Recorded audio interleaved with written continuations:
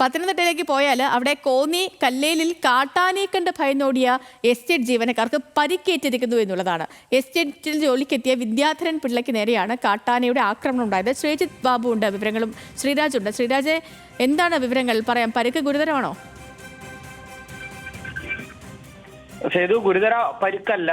ഈ പത്തനംതിട്ട ജില്ലയുടെ മലയോര മേഖലകളിൽ കാട്ടാനാക്രമണങ്ങൾ സ്ഥിരമാണ്. അത് എല്ലാ ദിവസവും ഉണ്ടാകുന്നു എന്ന് തന്നെ പറയേണ്ടിയിരിക്കുന്നു. ഈ കല്ലേലി, കുളത്തുമൺ ഭാഗങ്ങളിലാണ് കൂടുതലും കാട്ടാനയുടെ സാന്നിധ്യം ജനവാസ മേഖലയിൽ ഉൾപ്പെടെ ഉണ്ടാകുന്നത്. നിലവിൽ കല്ലേലി എസ്റ്റേറ്റ് ജീവനക്കാരനായ വിദ്യാധരൻ പിള്ളയ്ക്കാണ് ഇപ്പോൾ കാട്ടാനെ കണ്ട് ഭയന്നോടി വീണ് പരിക്കേറ്റിട്ടുള്ളത്.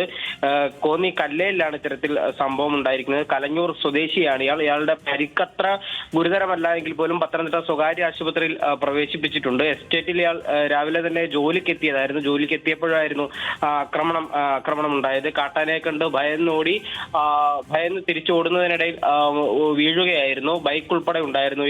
ഈ ബൈക്ക് ഉൾപ്പെടെയാണ് മറിഞ്ഞ് വീണത്. എന്തായാലും ഈ പത്തനംതിട്ട ജില്ലയുടെ മലയോര മേഖലകളിൽ ഇത്തരത്തിലുള്ള വന്യജീവി ആക്രമണങ്ങൾ സ്ഥിരമാവുകയാണ്. പക്ഷേ ഈ വനംവകുപ്പ് ഉദ്യോഗസ്ഥരുടെ ഭാഗത്തു നിന്നും കൃത്യമായ ഒരു ഇടപെടൽ ഉണ്ടാകുന്നില്ല എന്ന് നാട്ടുകാരുടെ പരാതി സ്ഥിരമായി ഉണ്ട്. കുളത്തുമണ്ണിലടക്കം കഴിഞ്ഞ ദിവസം ആനകളെ തിരികെ കാട് കയറ്റുന്നതിന് നാട്ടുകാരുടെ ഫോറസ്റ്റ് ഉദ്യോഗസ്ഥരുടെയും സംയുക്തമായി അവർ ശ്രമിച്ചിരുന്നു. അത്തരത്തിൽ കാട് കയറ്റിയിരുന്നു കുളത്തുമൺ ഭാഗത്തെല്ലാം തന്നെ. കല്ലേലിയിലും സമാനമായ ആവശ്യമാണ് നാട്ടുകാർ ഉന്നയിക്കുന്നത്. സേതു, ഓക്കെ, ശ്രീരാജ് ബാബുവാണ് വിവരങ്ങൾ നൽകിയത്. പറഞ്ഞതുപോലെ തന്നെ പത്തനംതിട്ടയുടെ മലയോര മേഖലകളിലൊക്കെ ഇത് സ്ഥിരം ഒരു സംഭവമാണ്. കാട്ടാനകൾ നാട്ടിലേക്ക് ഇറങ്ങി ഭീതി വിരയ്ക്കുന്ന സാഹചര്യം. ഒരാൾക്ക് കൂടി കാട്ടാനെ കണ്ട് ഭയന്നോടി പരിക്ക് പറ്റിയിരിക്കുന്നു.